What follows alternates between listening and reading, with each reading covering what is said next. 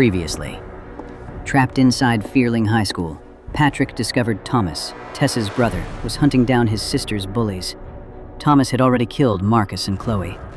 Now Thomas has exposed Anna as the ringleader and is preparing to end her.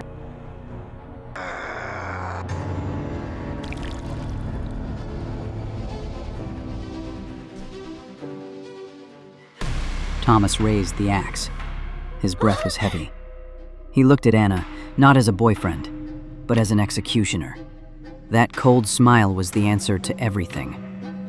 He had gotten the truth from Patrick, and now it was time for the final sentence. But another sound rang out. Not the sound of metal hitting flesh, but of metal hitting metal. Thomas froze. His axe had been stopped. Bridget stood there, holding a large hammer, blocking the attack. Bridget was trembling, but her eyes were firm. She looked straight at Thomas, not with fear, but with empathy. But words could not stop the Avenger. Thomas shoved hard, the strength of a madman easily overpowering Bridget. She slammed into the wall, helpless. The path to Anna was clear once more. Thomas raised the axe again, but Patrick lunged forward, shielding Anna.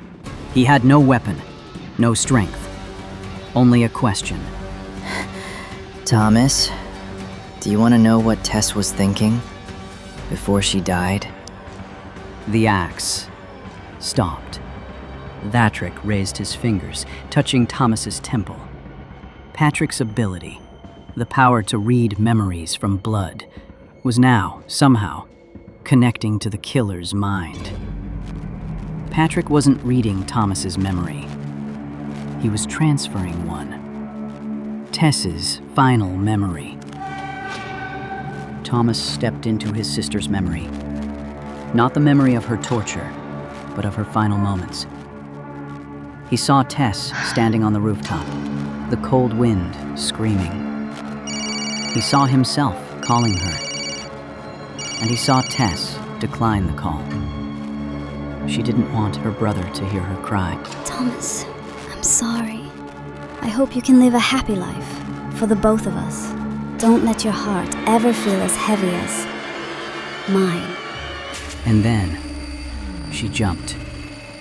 The memory ended. Thomas opened his eyes. The Avenger was broken. Even if you kill this entire school, Tess isn't coming back.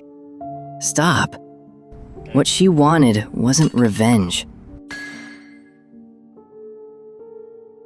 Thomas threw the axe to the ground. He collapsed, hands covering his face. The sobs of a brother who had lost everything echoed down the hall. Beside him, Anna, Amanda Miller, was also weeping. One wept for her guilt, the other for his loss. And then, the police stormed in. The sirens drowned out the alarms. The siege was over.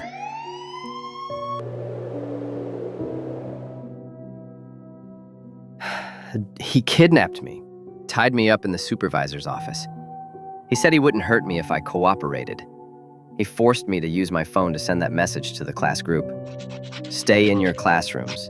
Do not enter the hallway. He said he wanted all the students to live in fear, to know what it felt like to be trapped, while he executed his justice. Thomas didn't resist. He let them cuff him. But before he was led away, he looked at Patrick. You saw the truth, didn't you?